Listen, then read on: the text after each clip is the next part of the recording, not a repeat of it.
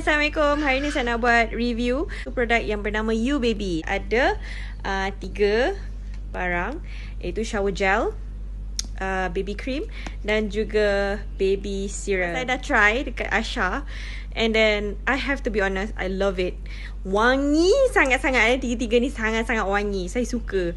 Okay, shower gel dia sangat wangi, and then dia punya effect pun best dekat kulit. Memang berbeza because dia macam bagi your baby punya skin moist, and then dia sangat-sangat wangi. After mandi pun sangat wangi. Dan kedua adalah baby serum dia. My god, baby serum dia sangat best sebab dia bagi kulit baby kita lembut sangat. Dalam kulit baby lembut, efek dia kat kulit baby sangat-sangat lembut. Lepas tu dia sangat wangi juga. Best lah baby serum ni, serious. Saya recommend sangat-sangat orang pakai ni untuk baby diorang sebab nanti wangi sangat. Lepas tu sedap, cium wangi-wangi. This one is very special. Alhamdulillah it works like wonders because dia mengurangkan baby tu tidur berdengkur. Dia macam bunyi ada kahak tu kan, dia hilang kurang sikit, and then Asha tidur dengan nyenyak sekali. I don't know how it works, but macam dia tak panas tau. Dia bukan macam minyak angin, dia macam cream biasa, but dia macam magic. So saya rasa sepatutnya dia baby cream magic.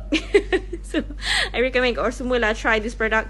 It's good. What I like about it because dia registered dengan KKM. Bukan sekadar lulus KKM, dia registered under KKM. Okay, bukan salah-salah produk yang boleh ada berdaftar dengan KKM. Dia ada not. So selamat untuk digunakan. I think it's a trusted brand because I trust it.